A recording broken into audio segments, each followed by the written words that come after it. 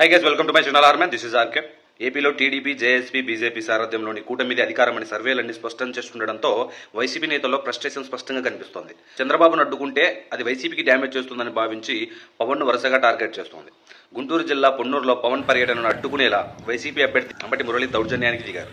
పొన్నూరులో పవన్ కళ్యాణ్ పర్యటన కోసం ఏర్పాటు చేసిన హెలీప్యాడ్ను అర్ధరాత్రి జేసీబీతో అంబటి మురళి తన అనుచరులతో ధ్వంసం చేయించారు.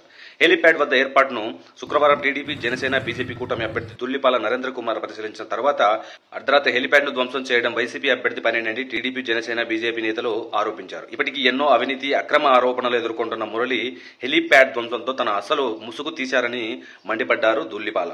పవన్ పొన్నూరు పర్యటన అడ్డుకునేందుకు మురళి కుయుక్తులు పన్నినా పవన్ ను ఆపలేరని స్పష్టం చేశారు.